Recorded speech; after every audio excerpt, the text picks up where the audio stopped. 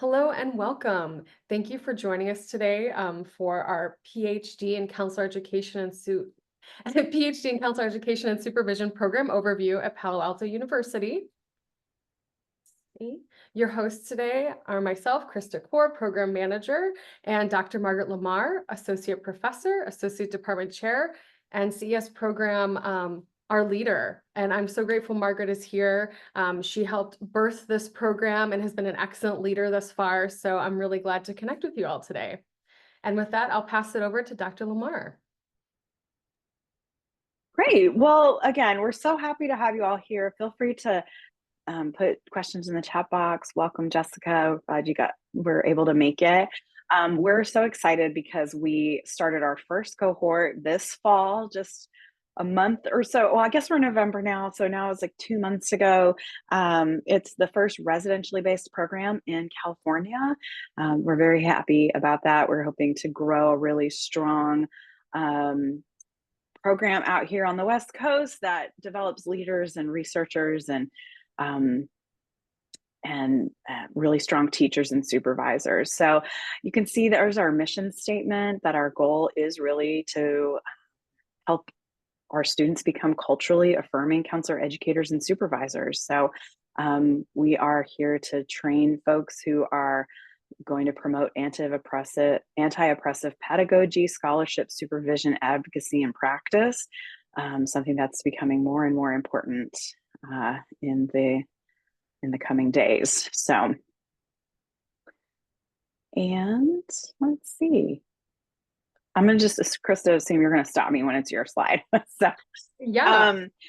we are, if you are interested in applying and you're like, am I the right fit for this program? Or do I have the right background? If you are a licensed professional counselor, licensed marriage and family therapist in California or anywhere else, but we know a lot of you are probably, well, I know two of you at least are calling in from California. If you're coming from a KCREP accredited program, if you're a school counselor, and even if you're not licensed, we know we have students in our program who are working on their licensure hours and working to get their LMFT or their LPCC. If you fall into any of those categories, you're welcome to apply. And if you don't, we encourage you to reach out so we can figure out what your area is and what is a good fit for you.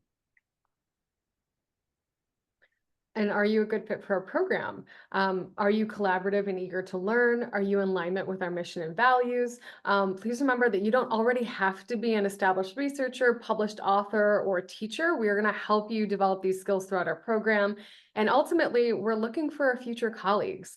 And so as you apply, as you get to know myself and Dr. Lamar, as you interview, we're really looking kind of holistically, is this a mutually good fit for you and for us in the program? Our learning locations include our campuses in Palo Alto as well as over Zoom. So the CES classes are scheduled 1 to 2 days a week on campus, and we try to lump our classes together. So for instance, this term, all CES classes just happen on Thursday. And there's 2 classes for students. One is on Zoom, one is on person. Next term, all of our classes are on Tuesday. So it's just 1 day a week. Again, one class isn't, oh no, actually both of those are on campus on Tuesday. And then in the spring, it'll be 2 days a week. One, we ask students to come to campus and the other has a Zoom component. We're very mindful of the commute in the Bay Area, so we try to be respectful of people's schedules and availability with that. Yeah, Juan, do you want to ask your question? Yeah. What times are the classes? Are they more morning classes or evening or afternoon? Great question. Our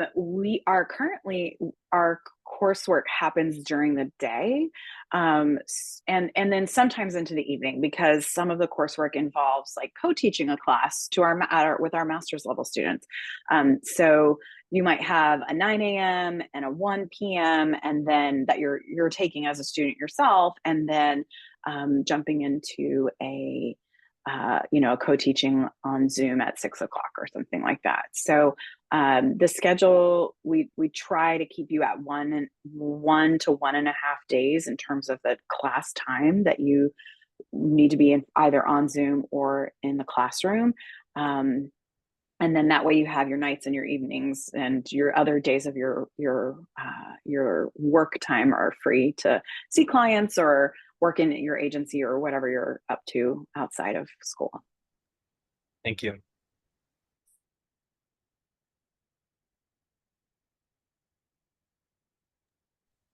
Oh, this might be me. So these are our counseling department leadership. Currently, we have lots of really great folks in our master's program, our department chair, our department manager. And we have another picture, I think, of all of our folks. There we all are. We got a lot of different people with a lot of different clinical backgrounds and specialties, a lot of research focus areas. And I'm trying to think if there's anyone new in this. Yeah, we got a couple new folks. I think this is this picture from last summer. But we got a lot of great folks who come from a lot of different areas, international faculty who speak different languages and teach different elective topics and lots of research areas. So there's a lot of really great folks here that you can find that, you know, might be, they might have an area of interest that's similar to yours, or maybe a research methodology that is of interest to you, or a clinical specialty that you find interesting and would like to learn more about. We've got a lot of different folks here. A little bit about the coursework. The program is designed to be completed in 3 years. It is also designed to accommodate working professionals. So as we had mentioned earlier, the schedule is usually about 1 to 2 days a week. And then if you have any concerns or other questions about the schedule, please reach out and we're happy to talk to you about the plan of study and how that might work for you. Our current cohorts of students, I believe most of them do have jobs. They are practicing counselors. Some of them also have fellowships with us.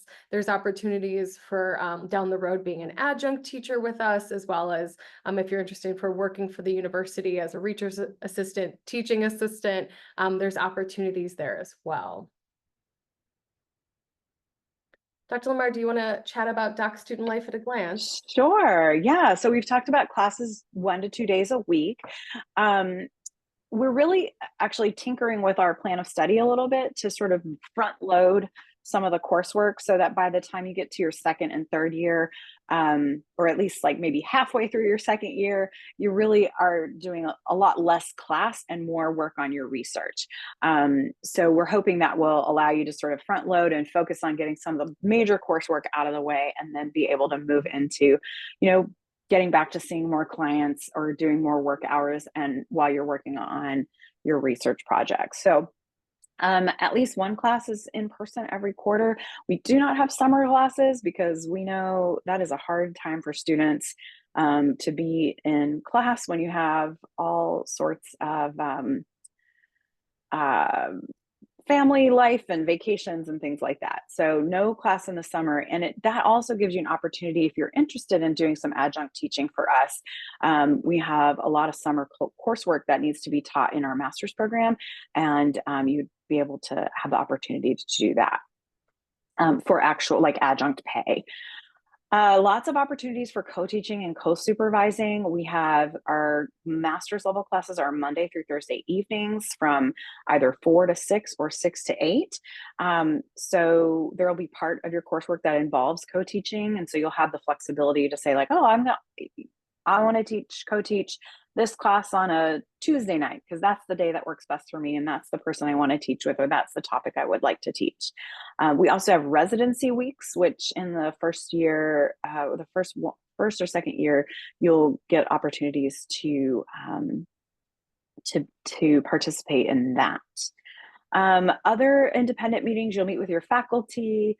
Lab, we provide an opportunity for you to just get to do some research. I would say that's maybe a little inaccurate. I don't know if we're doing exactly once a week meetings. It depends on the faculty lab. Like my lab, we just meet like about once a month and then do some work on our own, just to give everyone the opportunity to get some more experience with research and kind of understanding or developing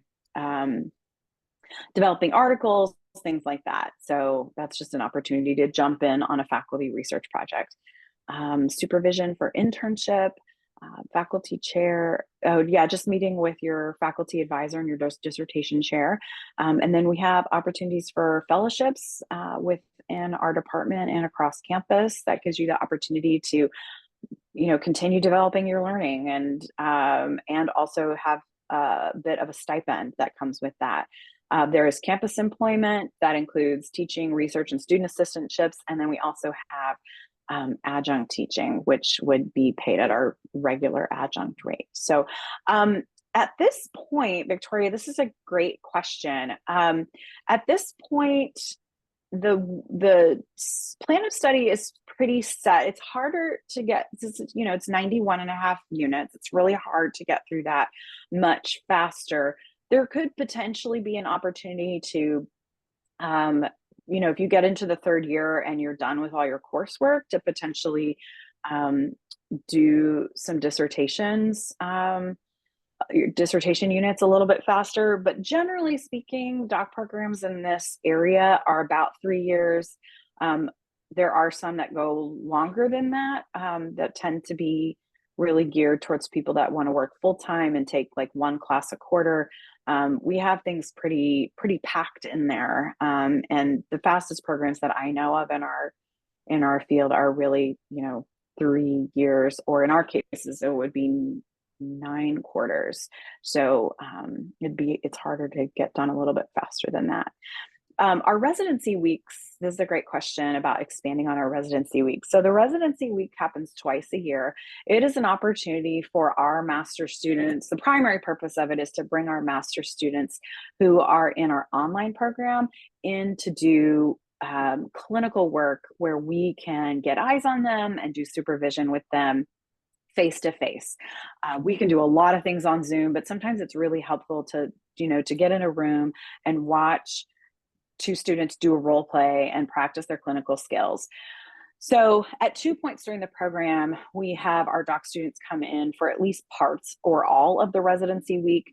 It's a really fun experience, actually. You get to come in and you get to co-supervise. So you're on the ground, walking around, helping people, give students feedback about their counseling skills, doing supervision sessions with them, all of those things that you did as a master's student, you have the opportunity to develop those supervision skills on the ground here.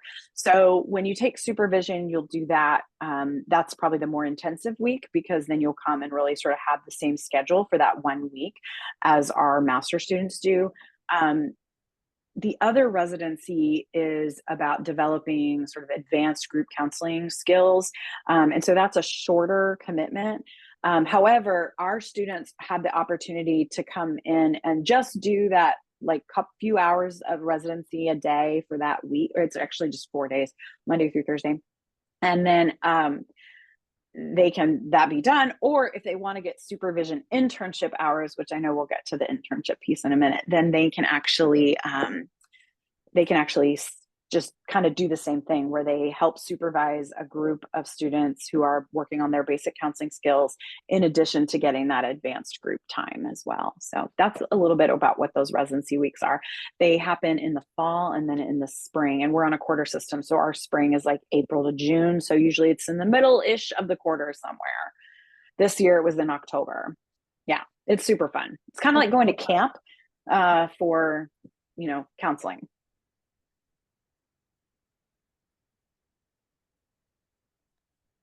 I think this is still me. So this is just a kind of an overview of our coursework.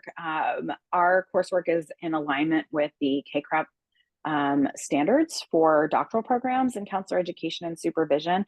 And so in that framework, you'll see that there's kind of 5 core areas about teaching, supervision, counseling, leadership and advocacy, and research and scholarship. And we have really put a lot of work and thought into, what our lives look like as faculty, as organization administrators, as, people in leadership, and thought, what is it that we really wish we had known going into this? Some of this is so very classic. Like if you're doing research and scholarship, a lot of those methodologies look really similar to to what they did 15, 20 years ago when I was in school. And although there's certainly, modern interpretations of research and scholarship, but we really think a lot about, what does it look like to be a faculty member? What does that leadership look like? What does it look like if you're a member of a professional organization and you're on the executive board, or if you're a leader in a community organization? What are the things you really need to learn and know how to do? So we've developed what I think is a really strong curriculum in all of these areas. As part, you'll take coursework in each of these areas, some more than others. In the master's program, that's where you really get a lot of focus on counseling. So there's not as much focus on counseling as a doctoral level, because we're adding supervision, teaching, leadership, and research onto that. So there is more focus on, say, research and supervision and teaching than there is on counseling. You'll have your coursework, then you'll have your internship, and your internship really allows you to customize what this program looks like for you. So if you want to come out here and you want to go to a really research intensive faculty position, we can structure your internship experience to be very focused on research. If you want to go into more of a teaching position, we can give you tons of teaching hours in your internship. If you want to go back out into the community and you want to work in supervision, you want to work in leadership, you want to really sort of rise the ranks in whatever organization you're in, then we can develop that internship out so that it really focuses on leadership for you. So the internship experience is very different from what it looks like in the master's level program. It is really about these different areas. You can do a lot of those on our campus in terms of like leadership projects, or, I think we have a student that's going to work with one of our faculty who's planning a counseling conference, and she's going to have the opportunity to do a leadership project by helping that faculty member put out call for programs and, plan the actual conference. So yeah, there's definitely opportunities to do external internships as well as internal. Sometimes it feels safer for people to just know that they can do most of it within our department or within our university. But there's certainly opportunities in the community to do, supervision or teaching or counseling, leadership. If you've got an organization that, maybe they want to do a review of their grant program, a program evaluation, like that's a great leadership and advocacy component for an internship. So that's something that you get to talk to us about when you get here, and we can say like, okay, what are you excited about? What is it you want to do? And that might change as you go through the program too. So it's a really flexible plan. It really allows you to kind of come out of the program looking like you want. Everyone's going to do the same coursework, but the internship is really where you get to thrive and kind of make your professional identity look a little bit different. And then extracurriculars like, working with faculty on research. We partner everyone with a faculty member for their first quarter, just to get a sense of, what is the research you're doing? Like my student right now, my doc student right now is working with me and a master's student on an article that looks at mental health implications around perimenopausal women. It's not a data collection piece. We're just kind of going out into the literature and we're finding out what are best practices, what are things counselors need to know. And so we are working on that together as a unit, as a part of her being able to do this like, research lab. And then I think this is also the part where we talk about the multiple article dissertation. So we are moving away from the traditional dissertation format, which is something you still see in a lot of areas, but you're starting to see a lot more programs in our field and in many other science-focused fields moving towards a multiple article dissertation, because that is the skill set you really need when you're doing research.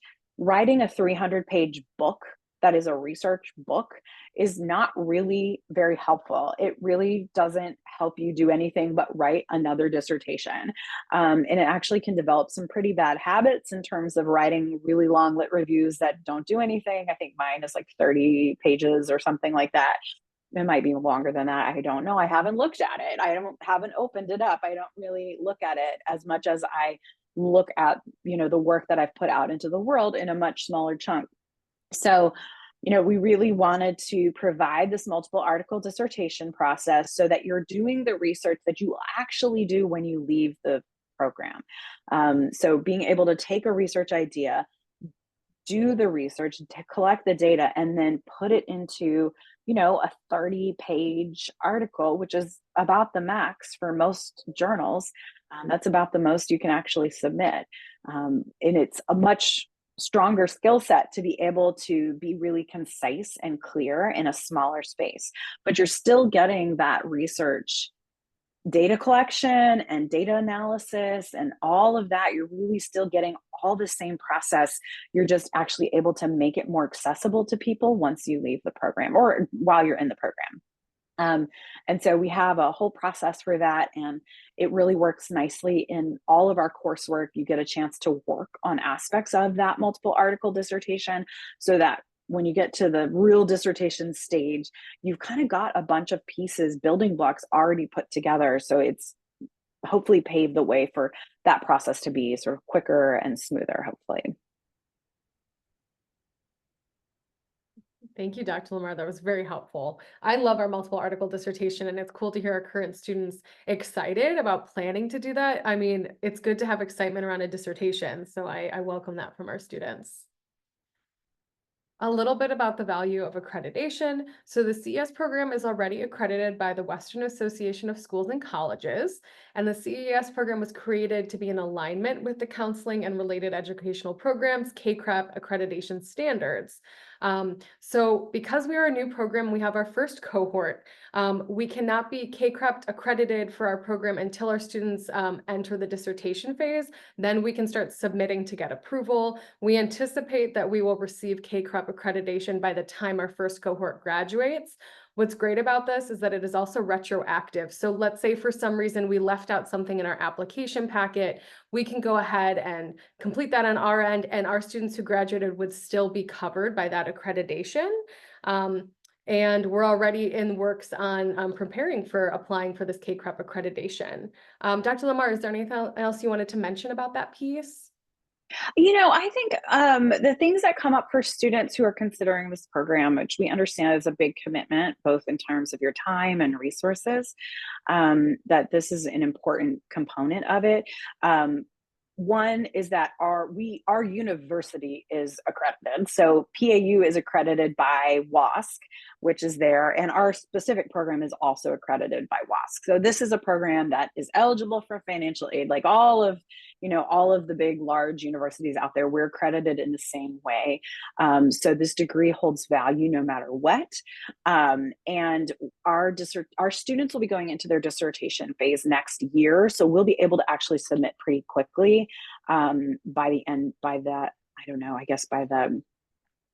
sometime in the middle of the year. I'm not exactly sure. And by next year, I mean next academic year. So they'll start in like fall or winter of next year. So we'll be able to submit that and have plenty of time to make that work for everybody. And yeah, that's all I would add to that. Great, thank you.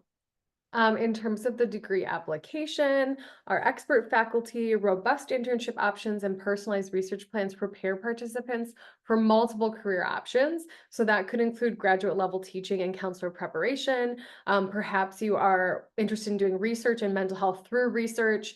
Maybe you're interested in focusing more on counseling supervision, or you really want to be a leader organizationally and professional organizations, community agencies, K through 12 schools, and in higher education settings. So what's great is that we really try to tailor our program to suit the interests of our students. when we talked about our faculty, they're here to support you. And so that's what's great about our program, is that over the course of the 3 years, we want to help you on your path, whatever that looks like. And we anticipate that our graduates will go in different directions. Perhaps that might change throughout the lifetime, but hopefully we equip you to be excellent leaders in this profession. A little bit about admissions requirements. It requires an application that is done through SciCas. You also will upload your resume or CV, a personal statement, 3 recommendation letters, and these are professional contacts that you would ask for this. I believe one of them also has to be from a current or most recent supervisor. You'll also be asked to upload your official transcripts. And then when you submit that to us, we will review it. And then if you are passed on to the next round, we will invite you to an interview, which is virtual over Zoom. And you can see here our application deadline for fall 2025 for regular consideration is January 6th. And the interview date is January 30th, and that would be daytime hours over Zoom. If you have any questions about admission or applications, you're welcome to ask today, or you're always welcome to email me as well. If you hit any snags with the application, happy to help you. We're here to help guide you in that process.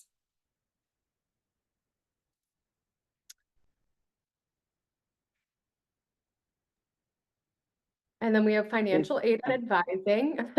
Dr. Lamar, you're welcome to jump in if you wanted to chat about this, or I'm happy to. And so what's great is that we do have a team at PAU to help support. So we have Dr. Amy Sykes, who serves as Director of Financial Aid, and she has other people that she works with, and they can help with loans, work study, financing options. If you are an international student or you come from a military background, Lisa Harris can help you with veterans and military benefits. And then the estimated program cost is there at the bottom. And please know that there are opportunities also for PAU employment to help offset this cost. We know this is a huge commitment in terms of time, financial investment, adjunct teaching. There's scholarships and fellowships. So we know that this is a big life decision. We want to help feel if this is the right option for you and work with you on making this more manageable. Dr. Lamar, is there anything else you wanted to add to that? Okay. No, I don't think so. Great. And then here's my email. Again, you're welcome to email me with any questions. I'll also put it in the chat. Happy to share with you a sample schedule. If you leave here today and are like, you know, I want to learn more, please reach out. Dr. Lamar and I are happy to have a private Zoom session with you to help figure out, is this the right fit? If you have any questions as you're completing the application, again, we just welcome that open dialogue with you about our program. And I'm going to stop sharing my screen and turn it over if anyone has any questions.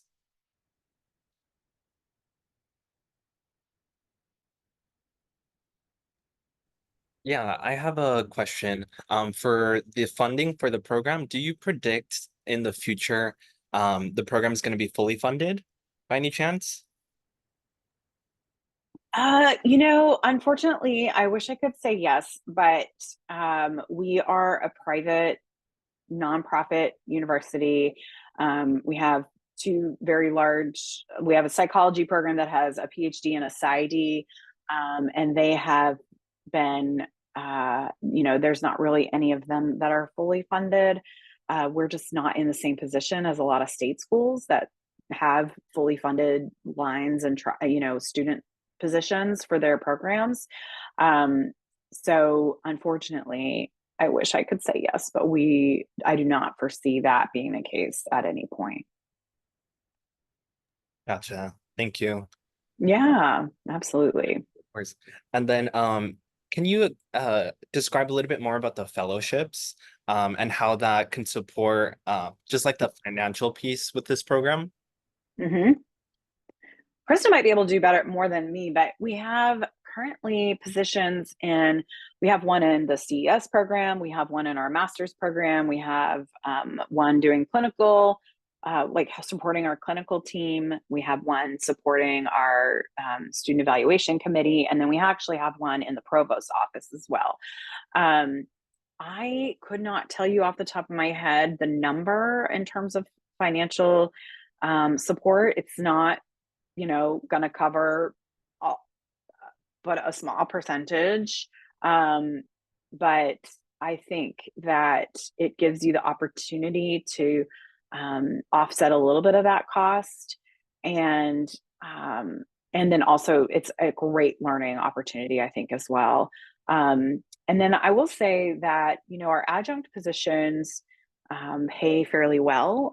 So, we're really hoping to get everyone to the point where they can start teaching adjunct, doing some adjunct work for the program. And that would, if you taught a couple classes over the summer, it could potentially like take a really nice chunk out of the cost of tuition. So just always, there's different ways to think about funding, and I'm happy to meet and kind of talk individually about what that might look like for you specifically.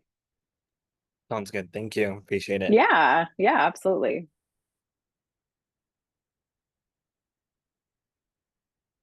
Other questions, Victoria or Juan? No questions. I had some other Okay. questions, so they got answered. Yeah, absolutely. Absolutely. And we know that, there's a lot of options in terms of CES programs. And so, there's some you can do fully online, and some that require you to, be on the ground 3 times a week, wherever they are. And funding for all of those looks really different. We think we're pretty competitive with programs that are out here on the West Coast. There's not very many of those, so it's not that hard to be super competitive. But we're really in line with a lot of the other universities similar to ours. But yeah, it's hard to compete with, so there's a lot of these programs in state schools in the South and on the Eastern Seaboard, and they, they have funding that we don't necessarily get. Although, nobody knows what's happening with education now, so that might change. I have no idea, but it's definitely something to be really thoughtful about and considered in terms of the financial commitment that you're making. And also, we totally understand, needing to have your program paid for. So, if we can help with that, we really want to do whatever we can to talk with you about that and talk through that, but also understand that, it's the reality of the world we live in too. So I do have a question.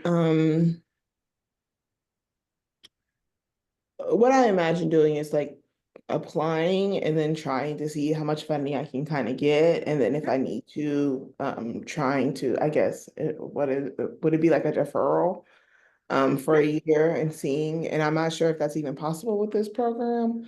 absolutely. Oh, okay. Well, that was the Yeah. question. So I think, in our process, hopefully will be a little smoother. Last year, we didn't have some of the fellowship funding until a little bit closer to the start of school. But now that we know what we have available, we should hopefully know that. And I believe last year, and Krista, this might have been in your timeline, but we give folks until the middle of April or sometime in April to make your decision. And I think this current cohort were given admissions decisions pretty early in February or so. So you have a little bit of time, maybe not early February, but in February. So you have some time to sort of talk to us, talk to financial aid, let us know if you're interested in a fellowship position.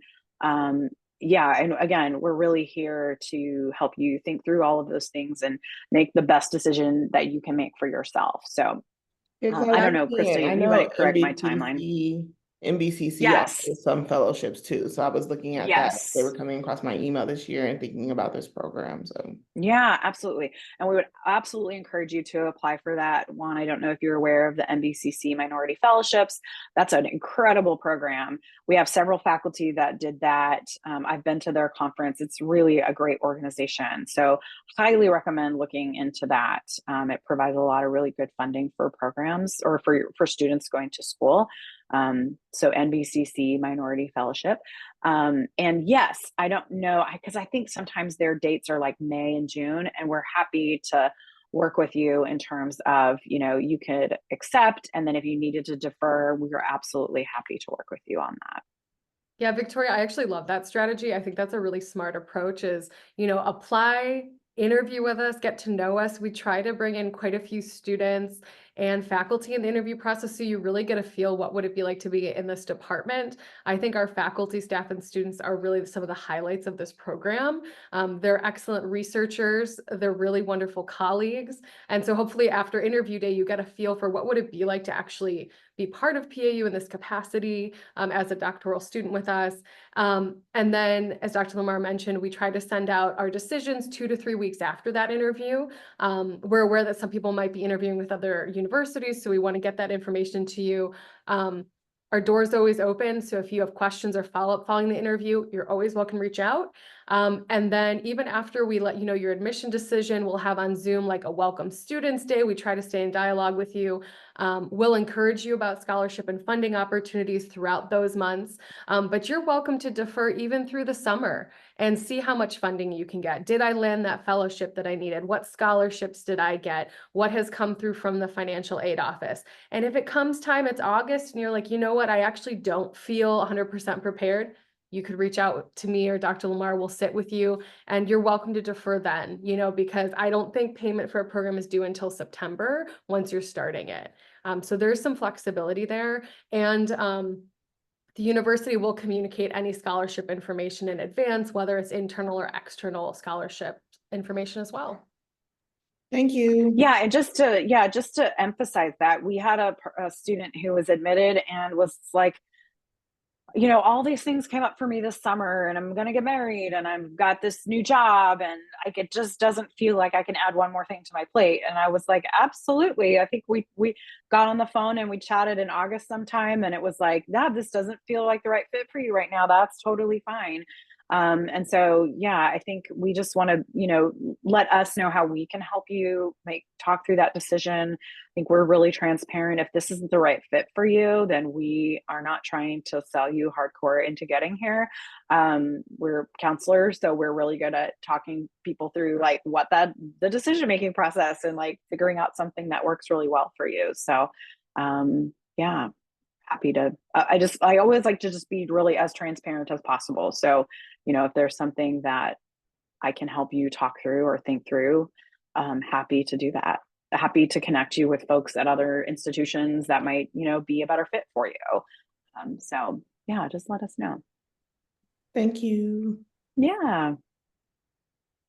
We are a very collaborative department, so we look forward to including you in that process as well, even as you decide if this is the right program for you.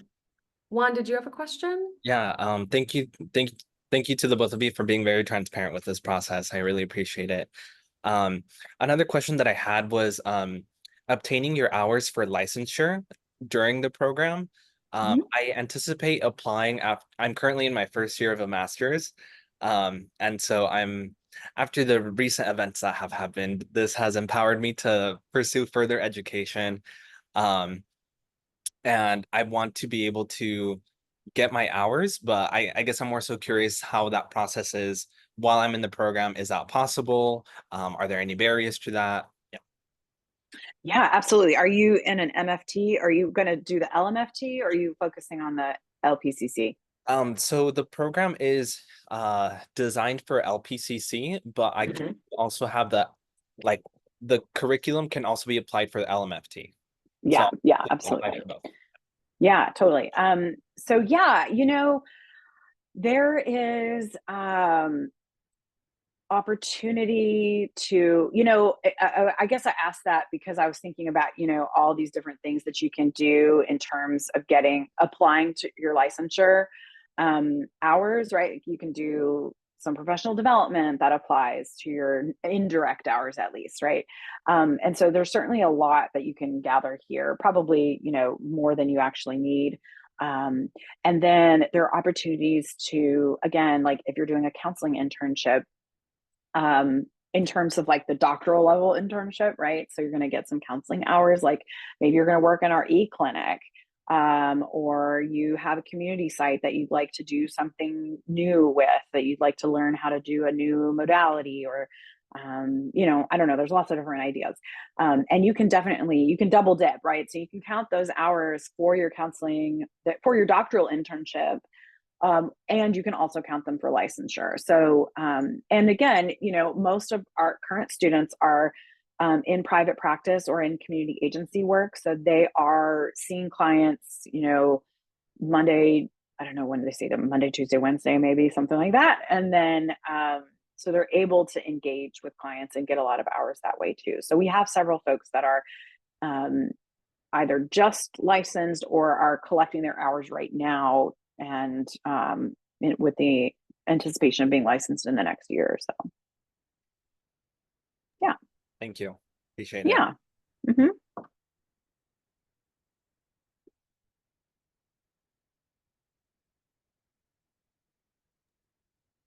Any other questions on this fine Tuesday afternoon?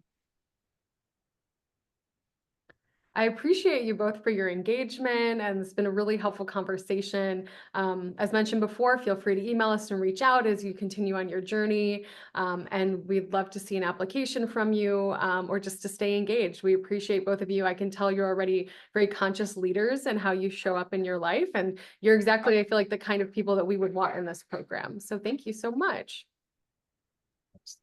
Thank you. I appreciate it. you. All righty, take care. Bye-bye.